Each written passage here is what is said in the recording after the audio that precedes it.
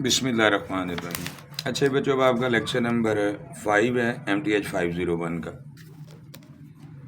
इसमें आगाज़ किया जाता है कॉलम वेक्टर से। ऐसा वेक्टर जिसमें एक कॉलम होता है, ठीक है, मैट्रिक्स जो है उसको कॉलम वेक्टर या वेक्टर का नाम दिया जाता है। ठीक है, यहाँ कोई आपके पास रो वेक्टर हो तो उसके ऊपर T लिख दिया जाता है। ठीक है, तो वो उसका ट्रांसपोज जब लोगे तो वो कॉलम वेक्टर में चेंज हो जाता है। तो ये एक नोशन है लिखने के लिए। सबसे पहले आएगा आपके पास कि आपने जो वेक्टर कंसिडर करना है वो 2 डायमेंशनल स्पेस के अंदर एक्स वाई के अंदर है। ठीक है, उसको फिर r⁻², या r2 कहते हैं। उसको लिखने के लिए क्या है, हमारे पास 2 नंबर्स हैं, उसको हम जो है रो मैट्रिक्स की शक्ल में लिखते हैं और उसके ऊपर T प्लेस करते हैं हमेशा, तो वो खुद ही कॉलम में कन्वर्ट हो जाता है। ठीक हो गया। इसी तरह R3 है, R4 है। R3 या R4 का क्या मतलब होता है कि आपके पास ही 3 नंबर्स होंगे लिखे हुए, जिस तरह ये U वेक्टर आपका क्या है अभी इस वक्त 3 और -1,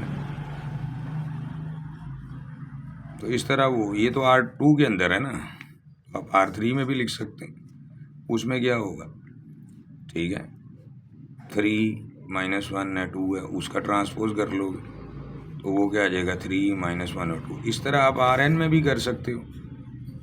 तो ये तो मैं आपको पहले ही बता चुका हूँ।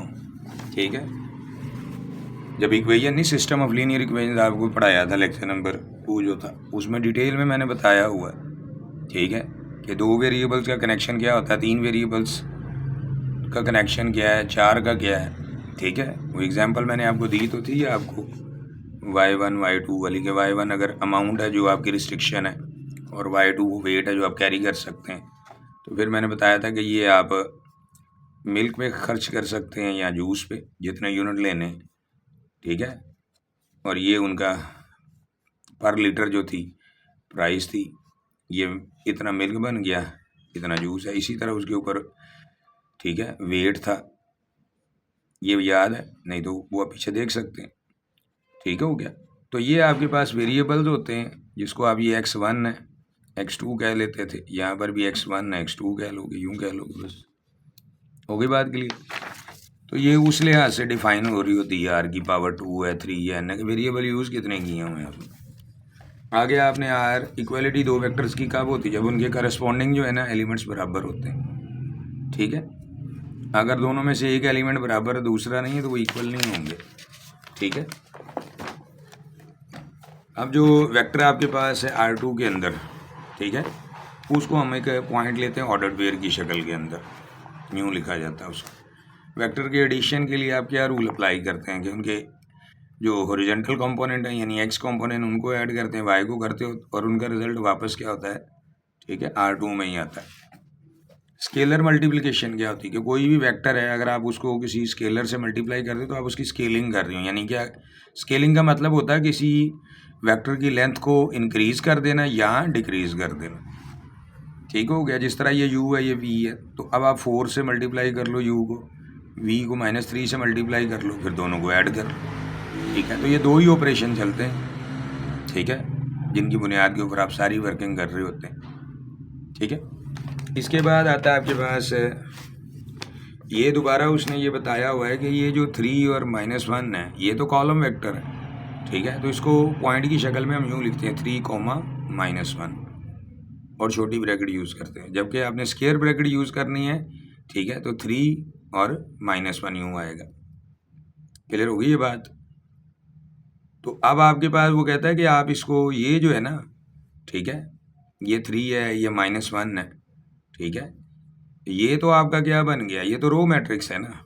वेक्टर जो होता है वो तो कॉलम मैट्रिक्स को कहते हैं। ठीक है, जिसमें एक कॉलम होता है, रो एक से ज़्यादा होती है।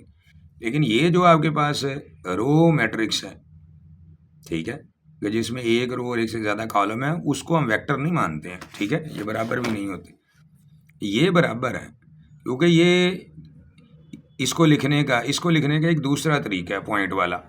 क्योंकि जो वेक्टर हैं, आपको कोई भी वेक्टर जब ड्रॉ करते हो आप यूँ यहाँ पर, तो इसकी टिप जो होती है वो कोई ना कोई पॉइंट ही बना रही होती है ना, यूँ इस तरह। ठीक है, तो इस तरफ आपको पता है कि आप इसको ये एक्स आई बन जाएगा यूनिट्स, अगर ये डिस्टेंस ये, ठीक है। इसी तरह ये आपके पास, ठीक है, इस तरफ आप लेते हो ना यूनिट वेक्टर नहीं लेते थे जे, तो ये आपके पास वाई जे यूनिट हो जाए, ठीक है। तो जो पॉइंट होता है उसमें तो ये एक्स वाई होता है ना, ठीक है। इसी को लिखते हैं, ये जो वेक्टर आपके पास ओ पी जो आप पढ़ते थे पहले एक्स आई, इसको बेसिस वेक्टर कहते हैं ना आई और जे को।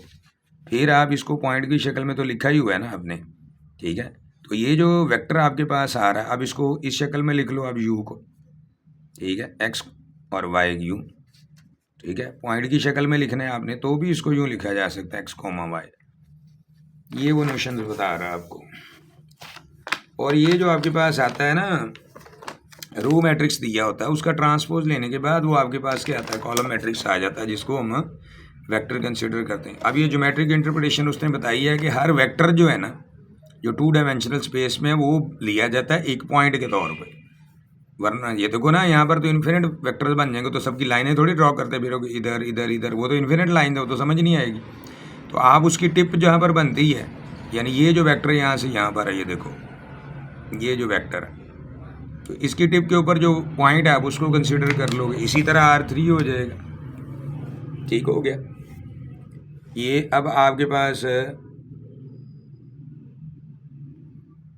RN के अंदर जो बता रहा, RN मैंने पहले भी बताया आपको, ये इक्वेशन याद आई कि नहीं आई, जिसमें मैंने बताया था कि अगर आपके पास 100 रुपये है, ठीक है, M1 है पर लीटर प्राइस ऑफ मिल्क, और जितने लीटर मिल्क आपने लिया, तो ये टोटल अमाउंट है जो आप मिल्क के ऊपर खर्च करते हैं। इसी तरह ये थी, इसी तरह मैंने बताया था कि ये X1 है, ये X2 है, X2 जूस को ले लो, और इसी तरह ये X3 है, ये आप पेट्रोल समझ लो। और टोटल अमाउंट आपके पास कितनी है, फ़र्ज़ करो 1000। तो ये तो वो अमाउंट है जो आपने मिल्क पे, जूस पे या पेट्रोल पे खर्च कर दी। अगर 1000 आपके पास, तो इनका कोई वज़न भी तो बना होगा ना, वो वज़न उठाने की सलाहियत भी तो होनी चाहिए ना। फ़र्ज़ करो W1 क्या है, 1 लीटर दूध का वज़न है, तो जितना वज़न बनेंगे लीटर के लिहाज से, वो इसी तरह क्या है, जूस के लिए इसी तरह क्या है, ठीक है। ये तो ये वो वेट है जो आप की कन्वेंस उठा सकती है। तो इसी तरह ही बनते हैं, इसको बना, ये क्या, ये आर, अब इसमें कितने वेरिएबल्स हैं, ये तो इंडिपेंडेंट वेरिएबल 3 है ना, एक ये भी तो है ना, तो ये R4 हो जाएगा। R3 जब वो कहता है ना, ये याद रखना बात, वो R3 की करता है ज़रूर है, लेकिन उसका रिजल्ट जो होगा वो भी तो कुछ निकलेगा कि नहीं निकलेगा। अब बात समझ में आ गई है, ये मैं बता रहा हूँ। मुराद ये नहीं होती कि आप R3 से जंप करके R4 में चले गए हुए हैं, वो मुराद ये होती है कि इंडिपेंडेंट वेरिएबल जो आपकी डोमेन है ना, उसके अंदर R3 वेरिएबल्स हैं, यानी 3 वेरिएबल इंडिपेंडेंट है, तो चौथा एक डिपेंडेंट होता है, ठीक हो गया। जहाँ R3 लिखा भी होगा, ठीक है, तो उससे मुराद क्या होगा कि 3 इंडिपेंडेंट है, तो ऑटोमेटिकली चौथा आएगा डिपेंडेंट, ठीक हो गया। बात समझ में आ गई कि नहीं। तो वो इससे ज़्यादा भी आप बना सकते हो, जितने मर्जी इंडिपेंडेंट कर लो, जितने मर्जी आगे डिपेंडेंट हो। ये तो मैंने 2 रिस्ट्रिक्शन लगाई कि आपके पास पैसे कितने या वज़न कितना उठा सकते हैं, उसके अलावा भी लगा सकते। तो ये उसने बताया हुआ है कि आपके पास n, अगर आपके पास क्या है, ठीक है, आइटम्स हैं, जिस तरह में आप, ये तो आप वेक्टर्स की बात कर रहे हैं ना, ये तो वैसे समझाने के लिए, अगर आपके पास n वेक्टर्स हैं तो आपने उसका रो मैट्रिक्स बनाया हुआ है, तो उसका ट्रांसपोज लेना पड़ेगा आपको। ये नोशन था कि वो कॉलम मैट्रिक्स में कन्वर्ट हो जाए, और कॉलम मैट्रिक्स को ही हम वेक्टर मानते हैं। ये 2 चीज़ें आ गई, कॉलम मैट्रिक्स को हम वेक्टर मानते हैं, या जो रो आपका मैट्रिक्स है उसका ट्रांसपोज है उसको हम क्या मानते हैं, वेक्टर मानते हैं। दोबारा बोल दूँ, आपके पास जो कॉलम है यानी कॉलम मैट्रिक्स है उसको वेक्टर माना जाता है, या जो रो मैट्रिक्स है उसके ट्रांसपोज को क्या माना जाता है, वेक्टर। अब आ जाओ, ये इसमें आपके पास क्या है जी, ये वही प्रॉपर्टीज़ हैं जो आप, ठीक है, सिकंदर आज़म के दौर से पढ़ते आ रहे हैं, सारी वही प्रॉपर्टीज हैं, रियल नंबर्स की हैं, वही वेक्टर्स की हैं, ठीक हो गया। इसके बाद आता है लीनियर कम्बिनेशन। लीनियर कम्बिनेशन क्या होता है, ठीक है, कि जब आप कुछ वेक्टर्स हैं उनको आपस में मल्टीप्लाई कर दो तो कोई दूसरा वेक्टर जनरेट हो जाए, तो वो लीनियर कम्बिनेशन बनना शुरू हो जाता है, ठीक है। ये होता है लीनियर कम्बिनेशन। भैया आपके पास उसने तो ये दिया हुआ है ना, ठीक है। आप कोई से दो वेक्टर ले लो, उनको किसी कांस्टेंट से मल्टीप्लाई करके ऐड कर दो, तो ये आपने क्या बना दिया उनका, उनको कंबाइन किया, लीनियर।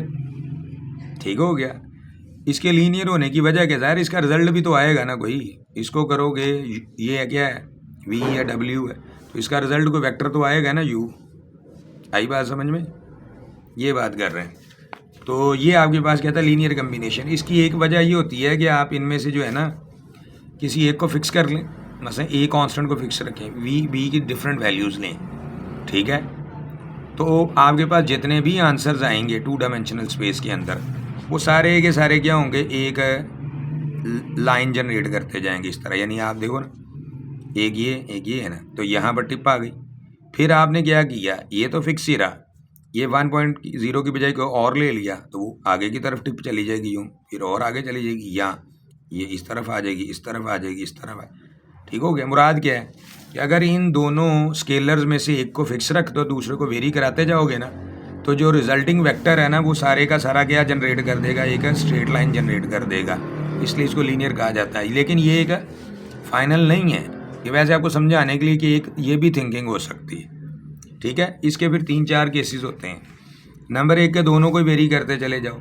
जब दोनों को वेरी करोगे तो नतीजा क्या निकलेगा, ठीक है भाई, आप जब दोनों वेक्टर्स को वेरी करते चले जा रहे हो, ठीक है। पहली बात तो थी, ये है आपका क्या, वी वेक्टर है, ठीक है जी। इधर चलो ले लो, ये आपका क्या है, डब्ल्यू वेक्टर है। लेकिन इनको जब ऐड करोगे, ठीक है, तो उसका तरीका यही बताया था ना कि इसको इसके, क्योंकि लीनियर के अंदर हर वेक्टर की टिप जो है ना वो ओरिजिन के ऊपर होती है।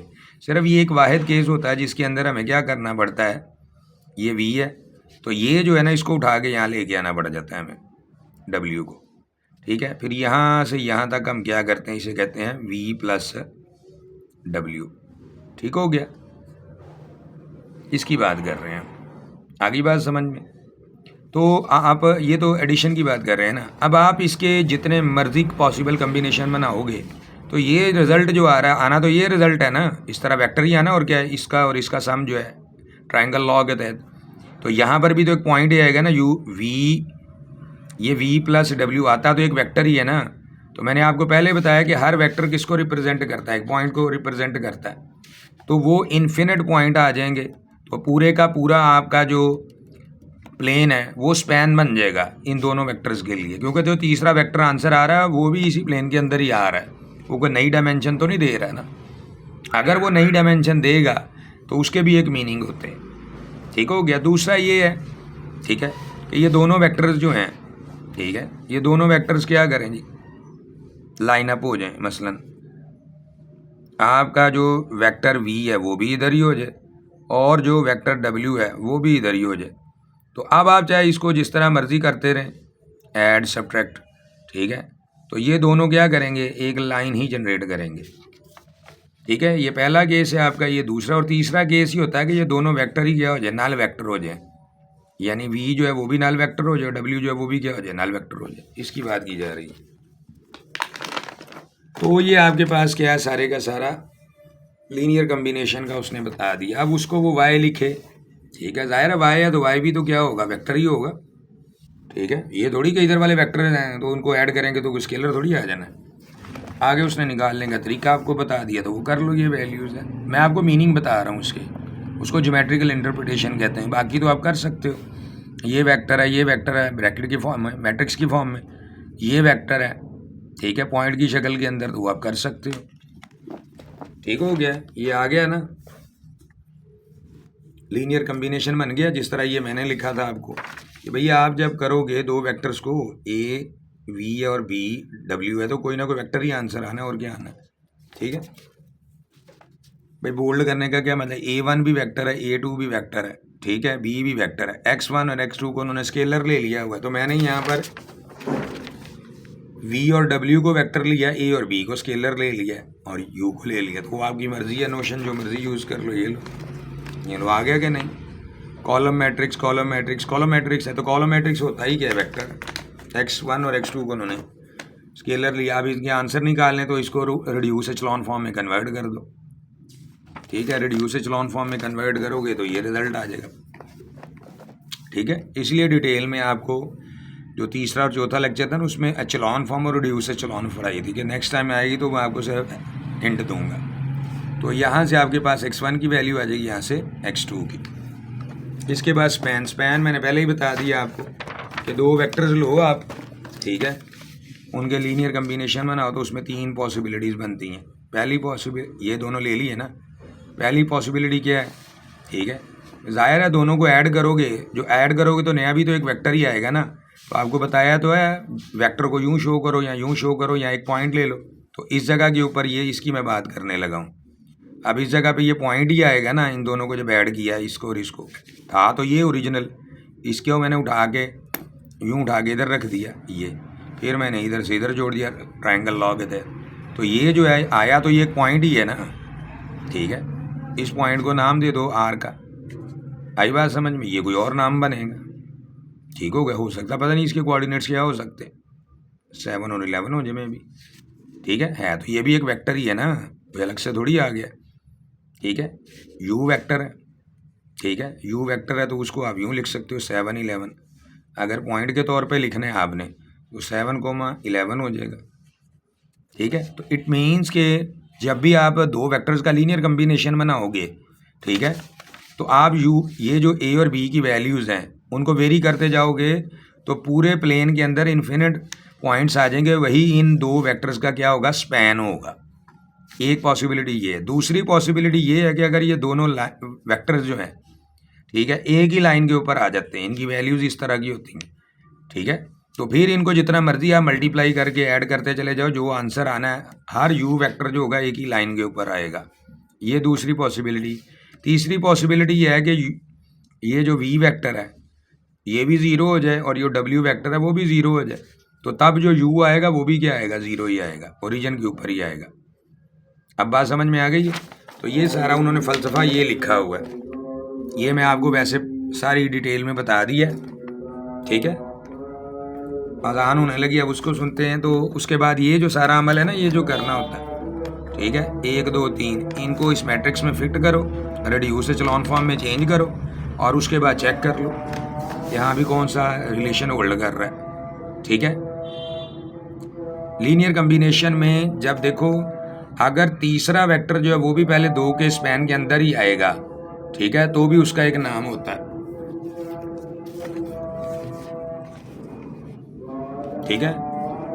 अगर ये इक्वलेंट ये होल्ड करे तो ये लीनियरली डिपेंडेंट की होती है, यानी दो वेक्टर्स का जो स्पैन है उनको इस एंड में लिखे, जो तीसरा वेक्टर आए वो भी उसी के स्पैन के अंदर आ जाए। मुराद है कि ये तीसरा वेक्टर भी अगर इधर ही आ रहा है तो फिर हम कहेंगे यू वी और डब्ल्यू क्या है, डिपेंडेंट है। और अगर ये कोई और डायरेक्शन जनरेट कर देता है यानी ये रिजल्ट होल्ड नहीं करता है तो फिर हम कहते हैं वो लीनियरली इंडिपेंडेंट है, ठीक है।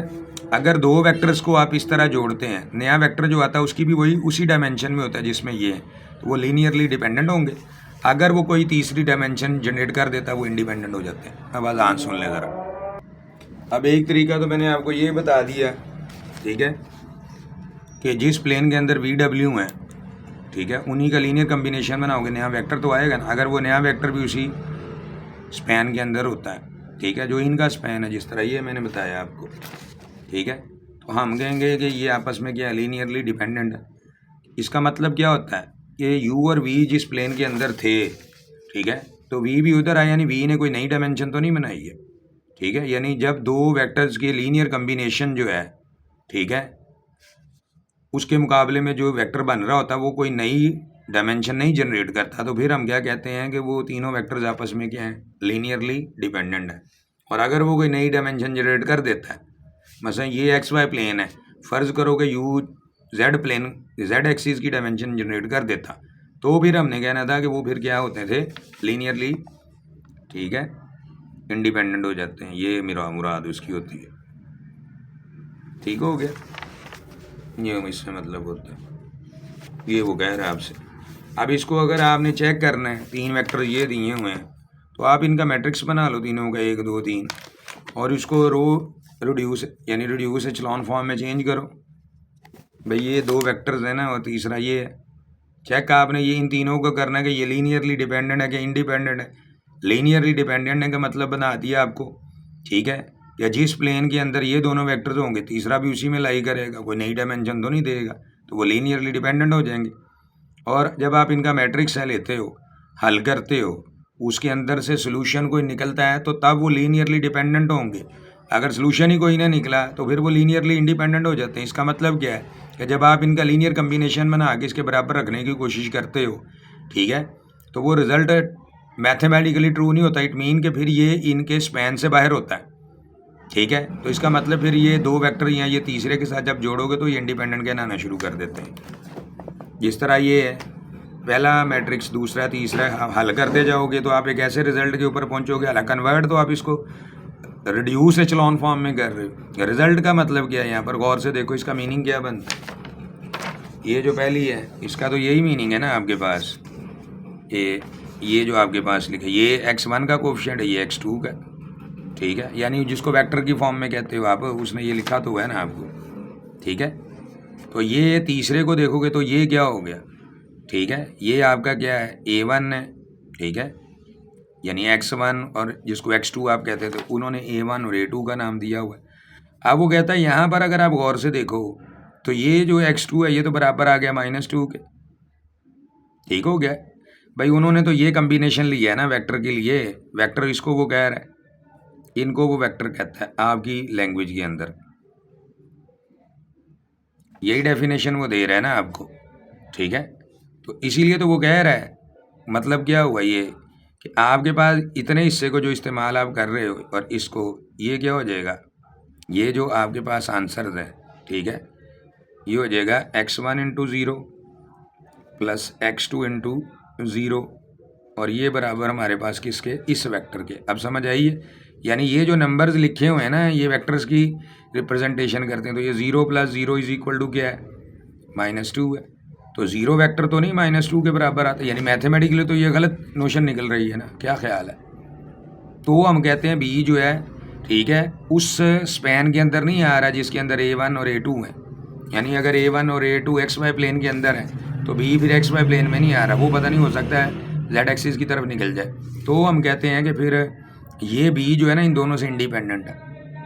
तो म्यूचुअली हम कहते हैं कि a1, a2 और b साइमल्टेनियसली अगर होंगे भी तो इंडिपेंडेंट है, ठीक है, वेक्टर्स होंगे लीनियरली इंडिपेंडेंट, ठीक है। वो कहता है बी इसके स्पैन में नहीं आता, ये इसके मीनिंग होता है। और ये लीनियर कम्बिनेशन तो आप पहले भी पढ़ चुके हैं, ये देखो, ये उसकी प्रैक्टिकल एप्लीकेशन दी है, तो वो मैंने पहले आपको बताया, वो आप पढ़ोगे तो आपको समझ आ जाएगी।